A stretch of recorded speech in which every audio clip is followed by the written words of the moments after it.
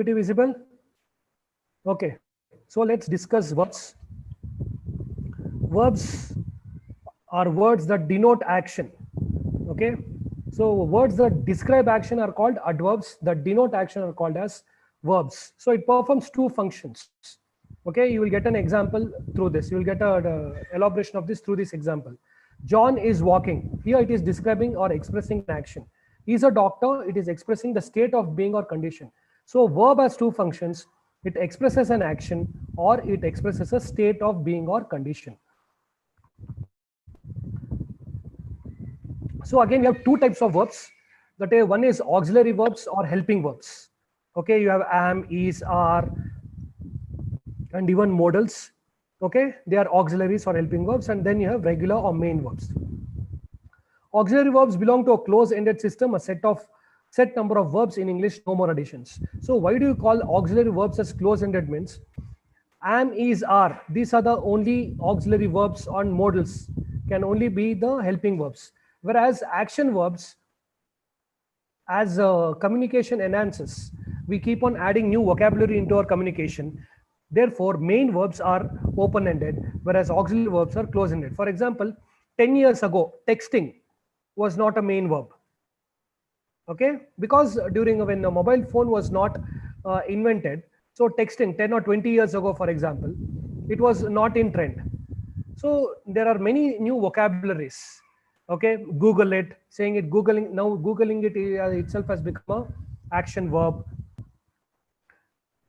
Message me. So when we didn't have any messengers, okay, during those time, we didn't have such vocabulary itself. So as and when the communication enhances, we kept on enhancing our vocabulary, and therefore this main verbs are an open-ended system. It's an open-ended system, and new verbs could be added.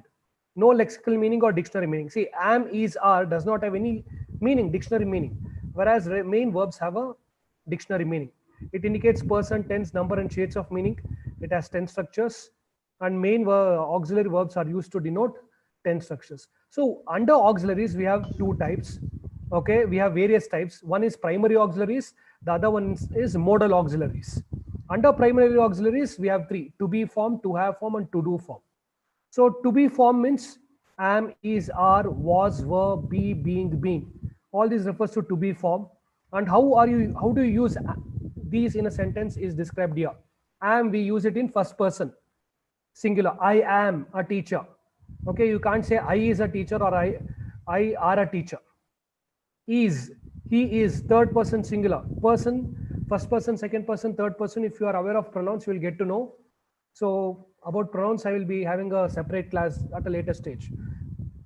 So he is, she is, we use. Are we use it in second and third person plural. Third person, when do you use are you use it in terms of plural sense. They are.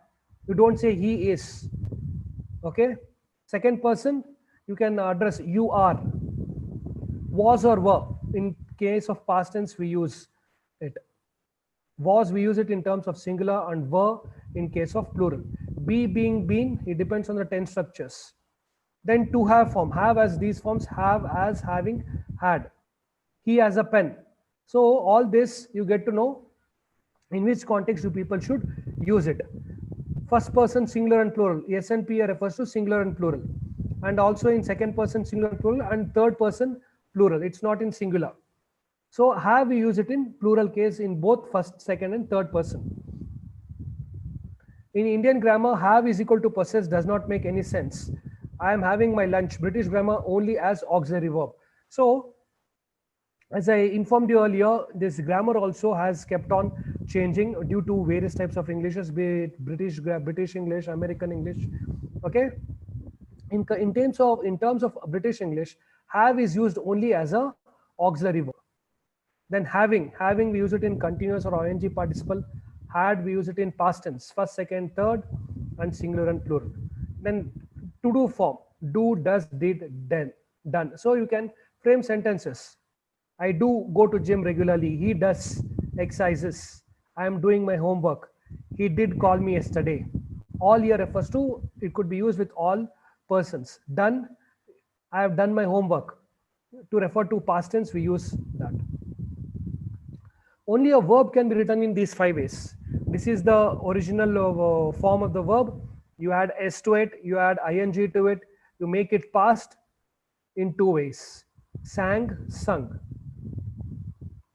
Shades of meaning are indicated by modal auxiliaries. So till here what all we discussed, to do form, to have form, to be form, all these are primary auxiliaries. Auxiliaries means helping verbs.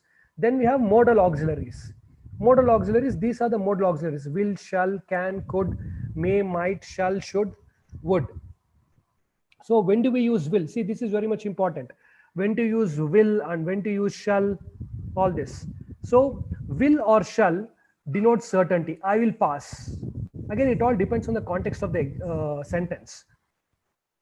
If you say I will pass, you are sure that it is 100% guaranteed.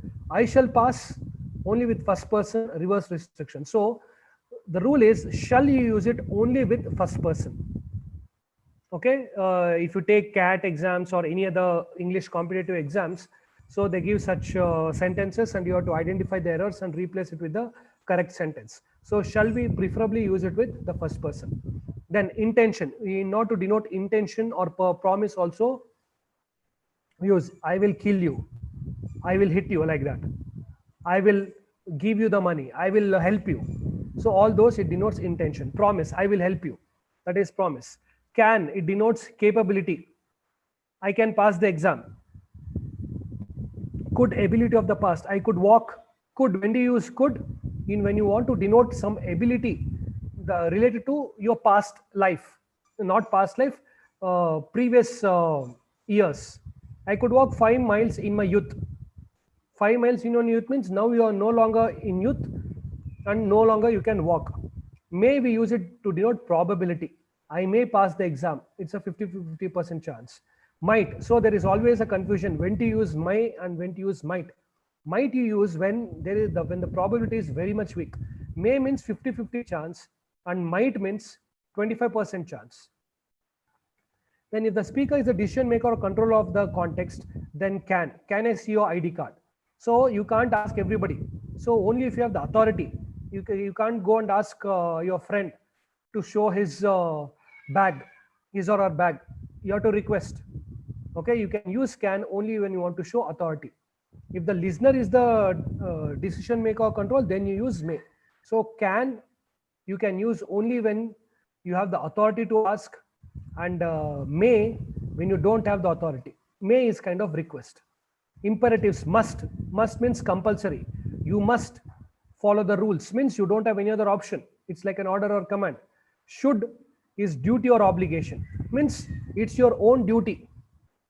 I should respect the national symbols. He should look after their song. He should look after their parents. You must do your duty. Okay, so should means it's an obligation, it's your duty. You should work hard. If somebody tells you it's your duty, you're not doing it for somebody else. Would is called as a joker of all modules. Why joker? Because it could be used in most of the sentences. Past tense of will or present tense to convert will, reported speech. So when you want to convert will into a reported speech, you use would. John said, I will help Tom. John said that he would help Tom. So will becomes would. To form the result clause of the conditional sentences, to express wishes of the future. I wish we would get better opportunities next year. As a polite form of will, would you kindly grant me leave? Could you please? So all this are used to denote